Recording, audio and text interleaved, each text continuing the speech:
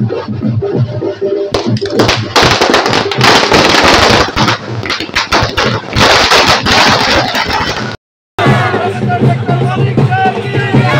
আগেও আমাদের তিনটে রাজ্যে আমরা মাননীয় প্রধানমন্ত্রীজির কারণে আমরা জিত হাসিল করেছি।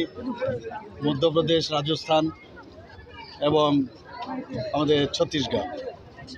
এরপর আমরা হরিয়ানাতেও আমরা জিত পেয়েছি। আমরা সেটাও মাননীয় প্রধানমন্ত্রীজির কারণে সেটা সম্ভব হয়েছে।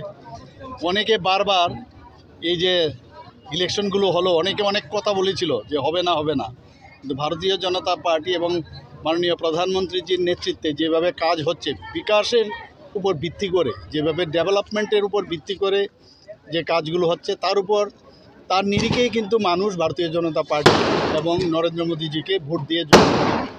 এবং আজকে এবার মহারাষ্ট্রে এত বড় জিত, 2019-এর থেকেও বেশি আসনে আমরা জয়ী লাভ করেছি। আমি কী বলবো যে এত সুন্দর জয়।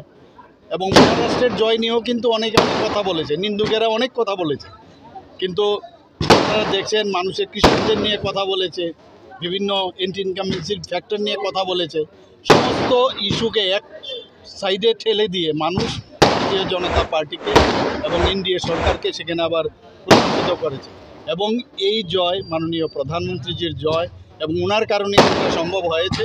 এবং মহারাষ্ট্রের সমস্ত মানুষের ইচ্ছা, এবং আমি ত্রিপুরাবাসীর পক্ষ থেকে, ত্রিপুরা সরকারের তরফ থেকে, আমাদের ত্রিপুরা প্রদেশ বিজেপির পক্ষ থেকে আমি মাননীয় প্রধানমন্ত্রীজিকে আমি ধন্যবাদ দেব এবং ওনাকে শুভেচ্ছা জানাবো। এবং সমস্ত মহারাষ্ট্রের সমস্ত মহারাষ্ট্রবাসীকে আমি ওনাদেরকে শুভেচ্ছা জানাবো। রাজ্য এবং বহিরাজ্যের বিরোধীদের ছিল যে এই জয়টা তারা নিতে পারবে, কিন্তু তারা এটা নিতে পারেনি। তাদের উদ্দেশ্যে কী বার্তা? এর জন্য কি বলবো, যখনই এই ধরনের জয় রেজাল্টের যখন বেরোয় আমাদের ভারতীয় জনতা পার্টির পক্ষে, তখন ইভিএম নিয়ে কথা বলে, বিভিন্ন ইস্যু নিয়ে পুলিশের কথা বলে, আরক্ষা দপ্তর পুলিশের কথা বলে, এইসব নিয়ে ওরা আছে।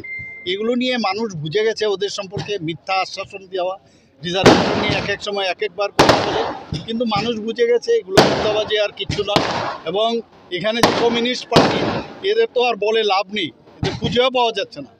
আর রাহুলজিকে তো আমি জানি না, আবার কয়েকদিন আপনারা দেখতে পাবেন না, আবার কদিন গেলে তারপর দেখবেন। আর আমাদের মাননীয় প্রধানমন্ত্রীজি দেখুন, গণতন্ত্রতে জয় পরাজয় আছেই।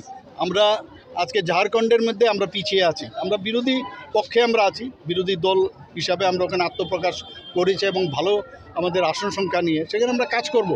কিন্তু এখানে তারপরও মাননীয় প্রধানমন্ত্রীজি আজকে সন্ধ্যা 6টার সময় যা আমরা দেখলাম যে আমাদের যে পার্টি অফিস, কেন্দ্রীয় পার্টি অফিস, ওখানে সবসময় উনি আমাদের কার্যকর্তাদের সাথে